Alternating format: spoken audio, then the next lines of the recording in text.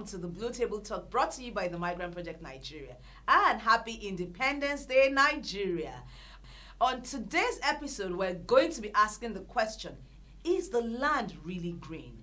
What opportunities exist in the green business sector for Nigerians and for potential migrants and anyone at all that is interested in listening? Thank you, and I'm sure you're going to enjoy this episode. Stay with us. Lack of recycling has led to massive islands being created in the ocean made of plastic. Containers, bags, soda holders, and all other types of plastic get wrapped around sea life or ingested, leading to their demise. A few individuals, though, have taken it upon themselves to create machines and processes to create something useful from waste plastic. On this episode, we take a look at 6 roof and pavement tiles made from plastic waste. Coming in at number 6, in Roman's facility, they use a full array of plastic waste to create their products. The first step is to use a shredder, which they have multiple different ones for different applications. Plastic is thrown in on top and comes out shredded in bits on the bottom. The plastic is shredded, which allows it to melt easier and faster.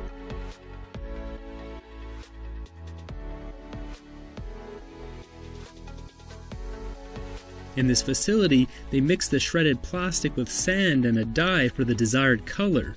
Once the sand and plastic is mixed together thoroughly, it is added to the melting machine.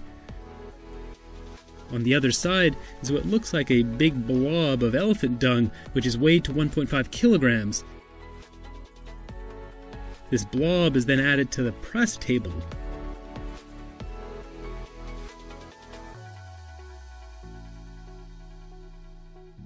A hydraulic press compacts and heats it at the same time, creating the new plastic tile. It takes 100 pounds of force to compress the tile and takes about 40 seconds for it to cool.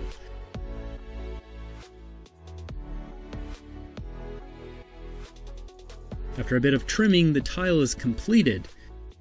Roman has been recycling plastic and creating these products since 2003. This Russian citizen cares deeply about the environment and has become a pioneer in the field.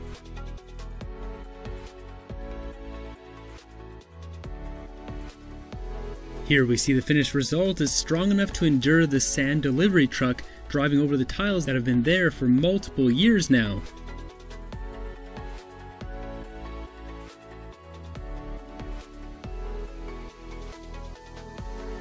Roman and his team produce multiple different styles and colors of tiles for the ground and roof. Okay, we're back, and we have today with me in the house 2 interesting guests. I have 2 men, and what a beautiful day it is for me. Well, we have Taiwo Adewale, who is a green business consultant as well as an environmentalist. And I have with me Sheyola Wuyi, who is a migration counselor and a consultant who will shed some light in a very succinct manner on migration issues. Thank you, gentlemen, and welcome to the show with me today. So I'll start with you, Sheyi. Okay. Very quickly. Okay. Tell me, how does the Migrant Project Nigeria support potential migrants? Actually, thank you for that question, Anita. Happy Independence Day to Nigeria. At Migrant Project, how we normally support the potential migrants, support them in terms of technical, we give them technical support. Actually, most of them, they thought that we can give them money, but we let them know that we don't really give money. But what we do is that we provide technical assistance, because we know that in Nigeria we have a lot of young guys that had intention of traveling out of the country. Some of them, they don't even know how to go about it. Some of them, they have thought that, oh, I just need my international passport and go to airport and then from there go. So we guide them that, oh, this A, B, C, D, this is how to do it. Okay. So that's the first thing that we do. The second thing is that, which is the pillar of our work, is that of the counseling, because we want to curb the issue of irregular migration. People need to know about the dangers and risks of traveling out of the country irregularly, and then most of them, having listened to those messages, now they can now take an informed and well-informed decision. Very good. I like that. I like that part that you said about them taking informed decisions about migrating irregularly. Exactly. So I have a very simple question for you. Where and what kind of places do you guide them to search for opportunities? You know, you spoke about informed decisions. Also spoke about the fact that we're talking today now, is the land really green? And one of the things that I know that you do at the Migrant Project is to actually push how to get opportunities, even in Nigeria, apart from trying to migrate regularly, where are, just tell me like 2 or 3 places that you search. Okay. Basically, because our target audience really determine the kind of counseling or the instruction that we need to give. Most of them they are semi-illiterate, and then mostly young guys, and then some of them school dropouts. So most of them will try to link them with capacity organization that can give them capacity building or strength, like Lagos State Employability Trust Fund, like GIZ, and then some of them, we even invite them, some of them to our offices where we train them on issue of digital marketing rather, because mostly some of them, they don't really have that money, and then we need to rekindle their hope that, oh, you guys, you can make it, because some of them, they are hopeless, because talking about people that drop out. Thank you. Hold that thought there. I want to come to Mr. Taiwo on this side, and I have a few questions for him. But Mr. Taiwo, thank you so much for joining us on the Blue Table Talk today. Thank you, Anytone, and happy independence to Nigeria. Oh, thank you. Okay, so what I would like to ask you, right, is to say, first and foremost, we know there's a high rate of unemployment in Nigeria. Exactly. How do we actually cope unemployment in youth unemployment in Nigeria, especially in this your green sector? Thank you very much. There are so many opportunities, especially when we look at, let's start from waste management. For instance, now in Lagos, we generate about 13,000 tons of waste every single day. And if you have to put monetary value on that 13,000 tons, that's 54 million naira every day. Wow. And if you are looking Nigeria as a whole, 100,000 tons of waste every day, if you have to put monetary value, that's 4 billion naira every day. So the opportunity are there. Is it in time of recycling? Is it in time of upcycling? Is it in time of waste separation and so on? So there are so many opportunities, even from just your pure water sachet alone. You can create employment. Your plastic bottles, your aluminum can, even your food waste, you can do compost and start farming from that. So there's so many opportunities. So, but like I told you, 13,000 tons of waste every day, which is equivalent to 52 million. If you don't find them in the dump site, you find them in the canal, you find them on the roadside. But why are people not taking opportunity of that? But we have some set of people that are making that money. Those cart pushers you see that go around, most of them are millionaires.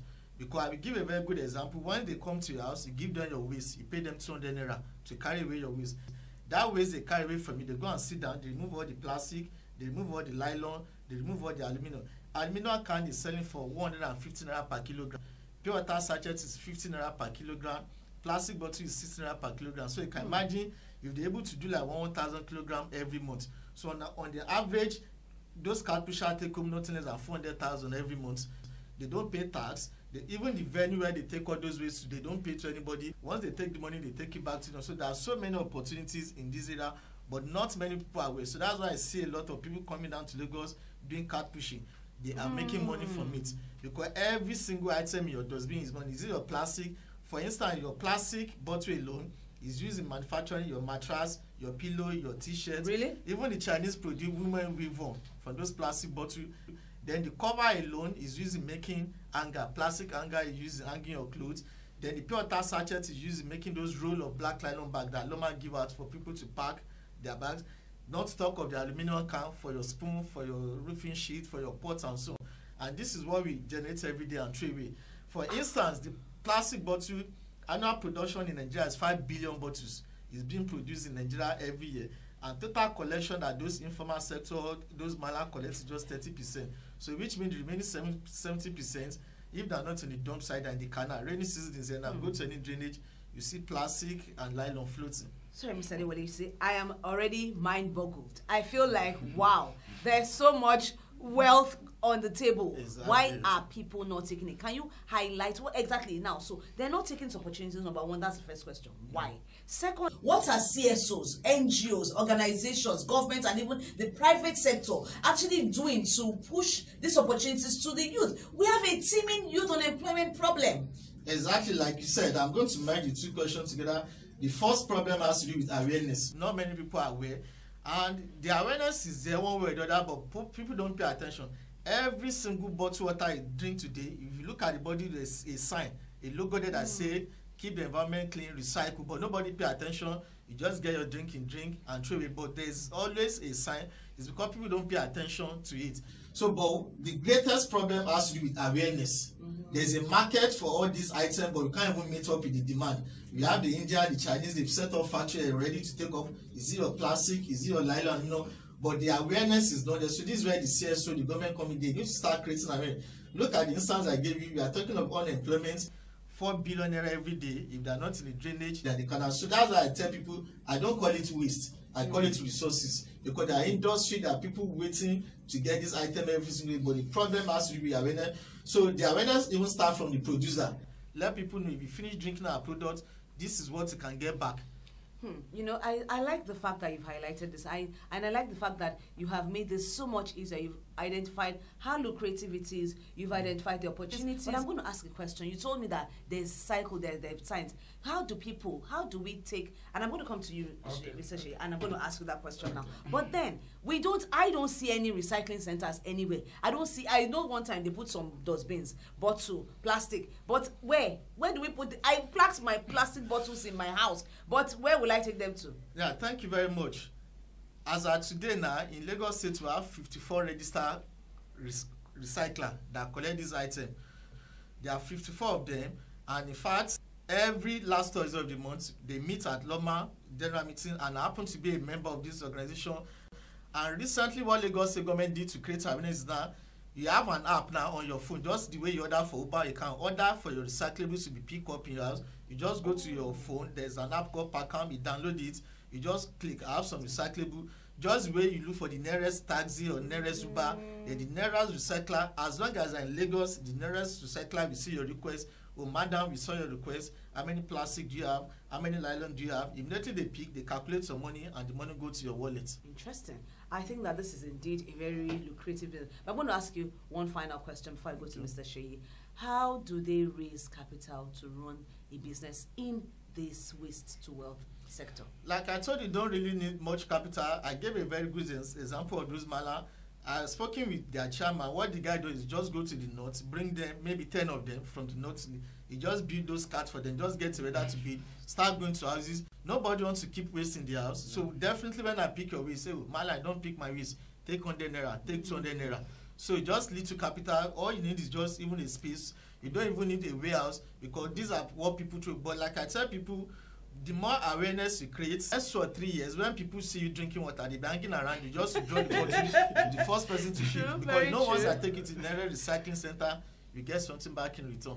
Very true. So thank you very much, Mr. Adewale. I know we cannot exhaust this issue in the time that we have, but you have shed light even for me. So over to you, Mr. Shea. Yeah. Can you now tell me now, in talking to potential migrants and all, how do you plan to be able to push this knowledge out to give them opportunities to see that the land indeed may be green and we're just not seeing it? Of course, just to buttress what Mr. Taiwo had said, because I have knowledge on this environmental stuff, and I used to tell them that, oh, you guys, instead of you sitting down and don't do nothing, you can even leverage on this waste management stuff. And some of them, they used to ask, no, I don't have money. I used to tell them that, no, even you don't need money, because even apart from waste management stuff, even the world green business is a very large, word. It's a big word, because it has a lot of branches.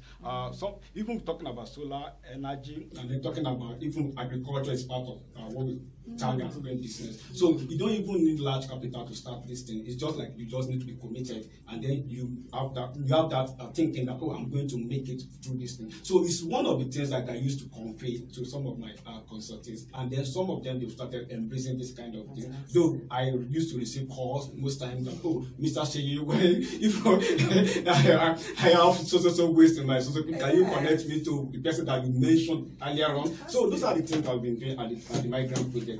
Is you make your own one. Thank you. You know, I must say that today, indeed, for me, I am excited about this level of information that is going on. So to everyone that is watching as you are listening to us, indeed, happy Independence Day, Nigeria. Once again, the land is green. It may be greener than we think. Look at what we have just found out today. Exactly. Even I am packing all my waste, and I am looking for the nearest recycler beside me and collecting my money. Thank you for listening to us on the Blue Table Talk. My name is Enito Ibiruke, and I have had with me Mr. Taiwo Adewale and Mr. Shea Olawuyi. Thank you. Happy Independence Day. Thank you for listening. Here we stand.